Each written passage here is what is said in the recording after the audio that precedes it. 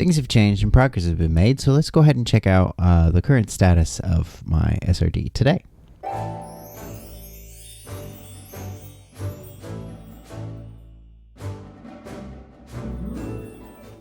So some of you might remember about last month I had created a video where I went and took a look at the basic ideas of an SRD that you'll see here, where I was considering making one that had dice pools and then pairs and triplets and all kinds of interesting things like that to try to make it reduce the math as much as possible, make it as simple as possible. Building on that, I had also in a Twitter thread, also on threads, kind of built out what has kind of become the N-body SRD. So I'm going to run you all through that real quick. The basic idea here is that every character is made up of 4 different things. So we have 2 ideas, which are sort of internal conceptualizations, the way the character perceives themselves. 2 traits, which are external conceptualizations, the way that other people think of them. 2 associations, which are transactional relationships. So these were intended to be basically like bonds in some other games, where you can kind of tap into it in order to develop basically an ability or power or something like that, or you can tap into it in order to utilize that relationship in the game. And then 2 bonds, which I saw as being the sort of non-transactional relationships that existed either now or in the past that have given this character bonuses or abilities of some sort. So basically the way that this key body would kind of work is we have the 2 ideas and the 2 traits that act as skills essentially, or something similar to that. Basically they give you advantages whenever you're rolling. You have the 2 associations that you can trigger to do certain things specially, or that might also then give you an advantage, but you got to pay a certain resource in order to access that. And then the 2 bonds give you special abilities that can modify certain other things. And these 8 things would be how you would develop major characters, and then minor characters would be made up of 4 of those different elements in order to reduce the complexity, because of course certain NPCs, for example, an NPC, you might not necessarily need to have like bonds and associations and all of these things. You just needed to have some basic skills so it can do stuff like act as a minor opposition in a particular situation. So that's how that kind of developed. However, in the process, the idea was to kind of bind these 2 things together, right? The problem is that as I was thinking about it more, I realized that the dice mechanic that I was kind of coming up with wouldn't really work very well with, especially if a person was playing online, because of course a lot of online sort of digital dice rollers, it's a lot harder to interpret pairs and triplets and those kinds of things than it would be for you to do regular rolling, because of course a lot of them either will add things together for you, which of course we don't want to do in this case, or it just requires a lot more like visual interpretation. So I felt that would kind of slow things down and make things more complicated. So instead I went back to the drawing board, at least with the dice mechanic. It doesn't mean I'm abandoning this old dice mechanic. It just means I'm not using it for this. And so I started digging around in some other dice mechanics and remembered, oh, wait, there's push. That has an interesting system. And then I was thinking about these resources, and I was like, oh, wait, resistance has some interesting tools when it comes to resources, and sanction also has some interesting rules when it comes to resources and rolling and some things like that. So maybe I'll look at that. And then I created the video on passkey that also has, of course, a resource system where you can use your resource instead of rolling. So as a result of that, I have come up with this Frankenstein that is I'm going to be describing for you all here. So Passkey is doing a lot of lifting in this, but again, I'm also pulling really heavily on resistance and on push. So basically, we have and again a little bit, not a huge amount, but at least a little bit from sanction. So here's how this resolution mechanic works, at least in my mind as of this moment. So just like passkey, for those of you who haven't watched the passkey video, you should watch the passkey video. But for those of you who haven't watched it, the way passkey works is as a player, you have two choices. You can spend points in order to complete an action without having to roll, or you can roll. When you roll, if assuming you have no advantages or disadvantages modifying things, you have a 50% chance of success. However, you don't have to spend points to do it. And if you do manage to roll a 6, then you not only succeed, but you also gain special inspiration that you can't get if you're just buying the success with points. And also, buying a full success with points can be rather expensive because, normally your pool's only going to be like maybe 4, 5, 6 points, and you're spending 3 points just to get one success. So basically, I've pulled the basic idea for that. This first section is just describing advantages and disadvantages. We'll hop into that later. Instead, so here we have, this is the point buy system. So this is basically exactly the same as passkey, in that a marginal hit is when you succeed, but you get 2 complications. A weak hit is when you succeed, but you get 1 complication, and a strong hit is when everything goes exactly as the player and their character. Everything goes fine for the character exactly the way the player had intended. Now, one thing that is different that I'm kind of introducing from some of these other systems is that there isn't one single pool that the character is pulling out of. Instead, we're taking a page out of resistance, literally, and there's going to be a set of different points. You're still pulling the same amount you normally would, but I'm pulling a little bit from sanction and my experience using the breathless system, in that instead of resistance uses tracks. Basically, whenever you do an action, it causes a certain level of stress, or you fail to succeed in an action in certain cases. It causes a certain amount of stress. That stress impacts a track. Having that track drop a certain amount then impacts your character in a potentially negative way. Instead of doing a track, what I decided to do is basically to have each ability or resistance track, or whatever we want to call it. Basically, instead of having a resistance track, we have a resource die. A die, which is assigned a certain value, anywhere between a D4 to a D12. And whenever you're spending points in order to try to do something, then you would roll the die that's assigned to the value.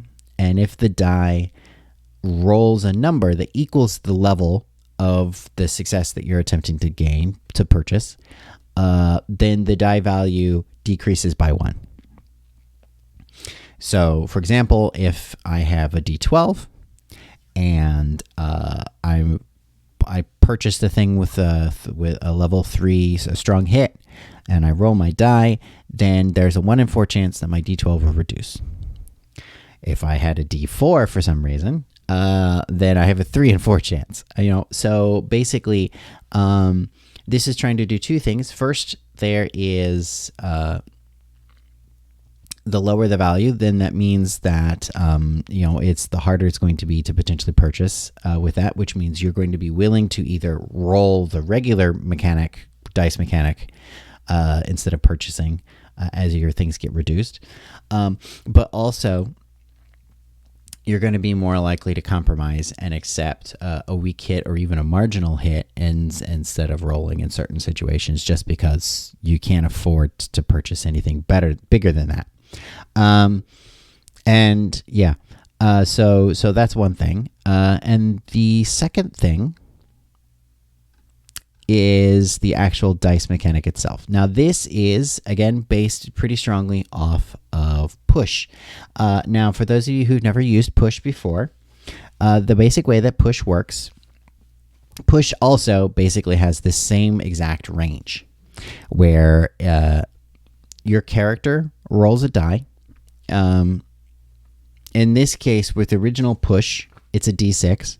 So you roll your d6, and basically you have a 2/3 chance of getting a weak hit, which is basically success with a complication, or getting a strong hit, which means you succeed.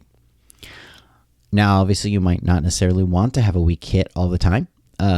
Those two-thirds of the time, though, you do get it. So you have the option to push.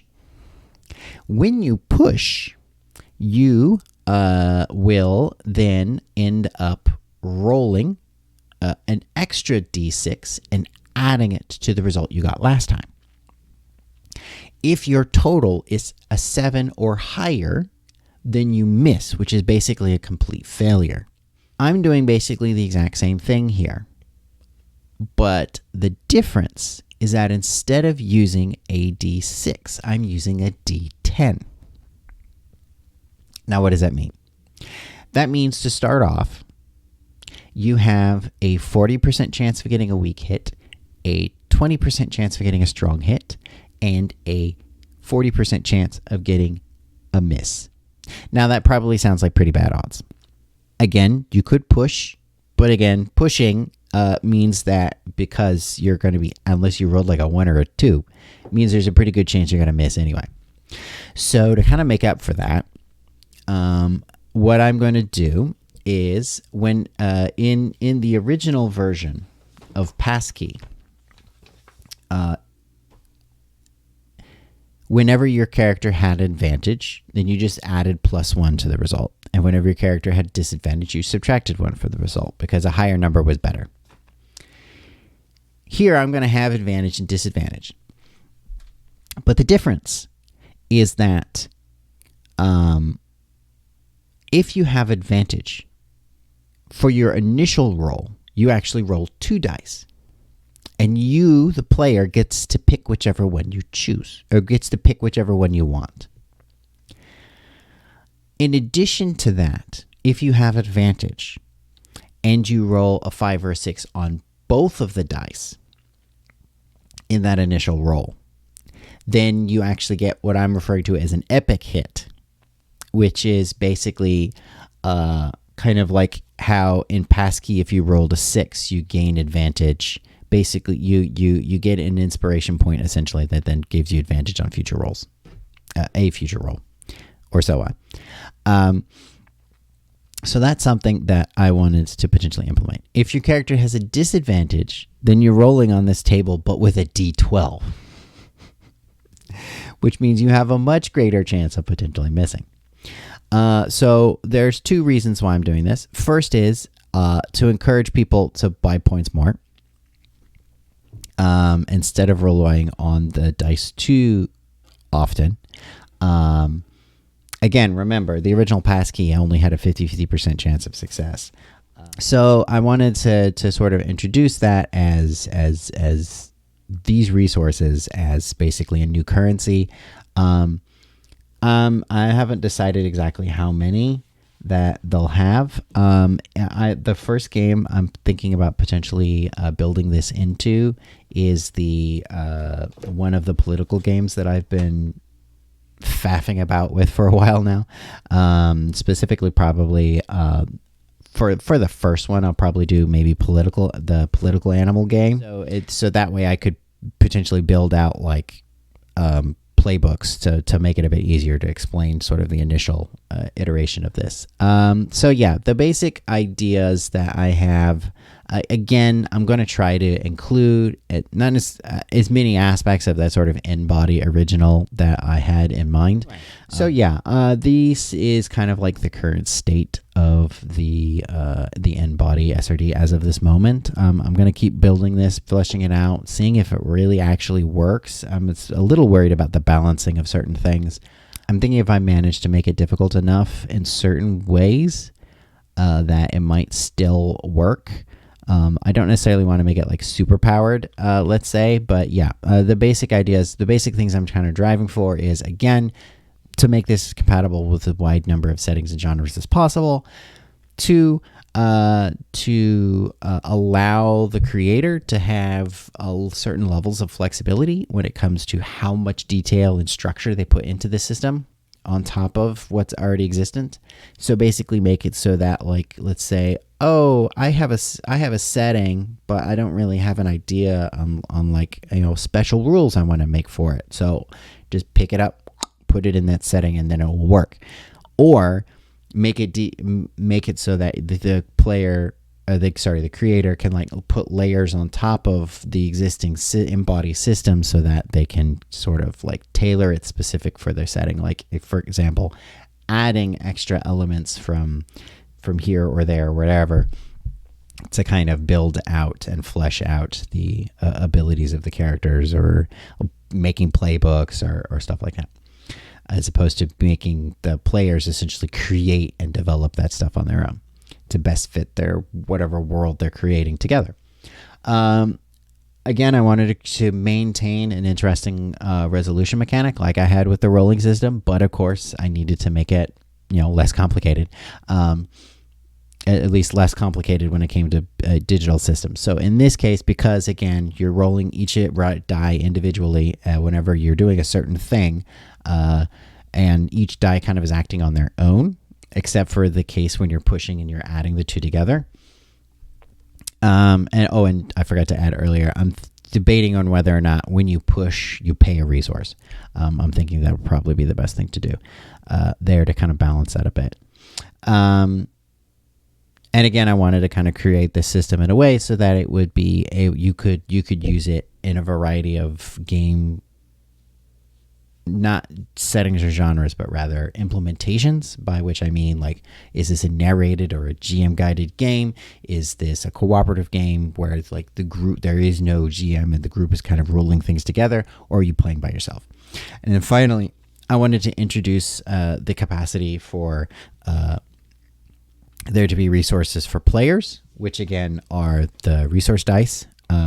The resource dice based on the resistance toolbox tracks, and then also give the narrators a resource, because one thing I wanted to do is, instead of implementing the resistance toolboxes like fallouts and stuff, I want to have something kind of like that, where certain conditions can apply to your characters and stuff, but instead of those deriving purely from narrative things going on, or having those derive from specific immediate results of rolls, I wanted to have it so that the complications that you're getting for buying certain things or rolling certain things instead are paid out in like sort of basically like plot points to the narrator or the player if they're playing by themselves, or in a pot where players can pull from at various times to essentially be able to apply those potential fallouts to characters, or make modifications to the settings that could potentially give the characters a disadvantage, introduce new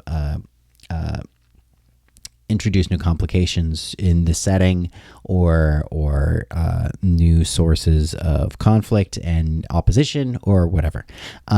So it's essentially, think of this as being kind of like, I guess there are various systems that have this sort of currency for the narrator or for the GM. And I'm thinking, especially if that is being impacted directly on the character, that basically those points will be collected by the player as bad things happen to their character in certain ways. Like negative conditions are applied to them or whatever. And then those points can be used to actually advance. Basically, they're like experience points where you could potentially use them to advance your character, or basically turn it around and then use it as a plot point that potentially would be beneficial for the character. So basically, kind of balance that to a certain extent, or like use those to recharge your character's resources, as opposed to it being like where in the resistance toolbox each character has a trigger. Each like playbook or character class has a trigger that will allow them to restore like their abilities. So like doing a certain action basically helps relieve the stress that then restores their resistances back to normal.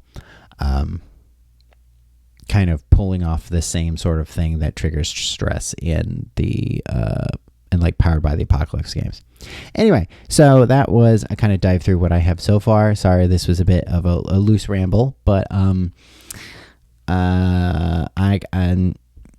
again, this is still really bare bones, sort of still fleshing it out. I had to do a complete switch, and a lot of this is kind of derived in the last couple of days. So thank you all for joining me again here today on Hesses County for this little ramble on the current state of the SRD that I'm starting to call now In-Body. And thank you all for joining. Have a good zone. Don't forget to rate your purchases, and see you next time.